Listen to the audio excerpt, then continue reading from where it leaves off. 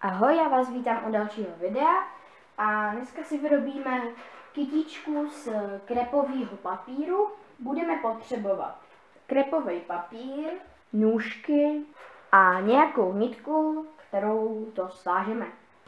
Začneme tím, že si krepový papír úplně rozděláme. Rozdělíme na půlku. Tak, máme to přepůlený. No a teď si jednu můžete dát pryč.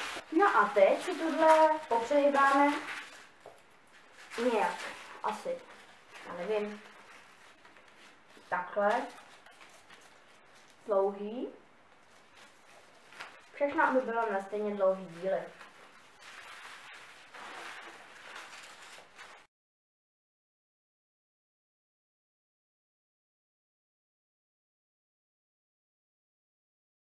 Tak, máme to hotové. No a teď si to na konci zastříhneme.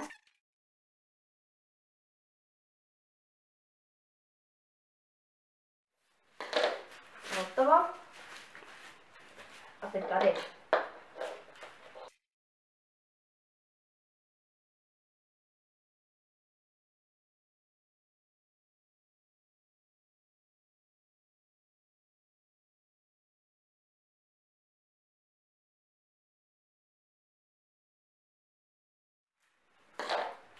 Hotovo.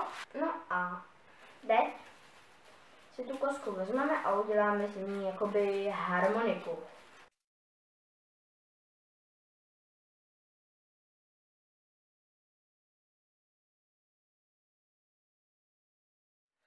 Tak a je to. Teď doporučuju, aby vám to někdo držel.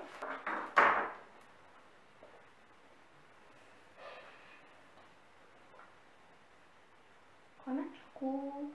Jo, mám tě. Proč je větší? A je to?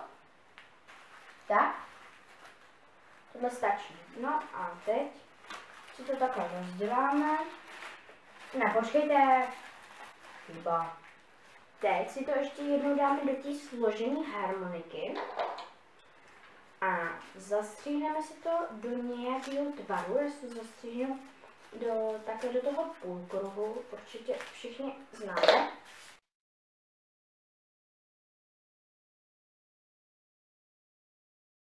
Máme to? No a teď si to můžeme takhle otevřít. Tuhle nitku neustříhavejte, tu tam nechte. Otevřeme si to. No a teď si budeme dávat ty strany různě nahoru.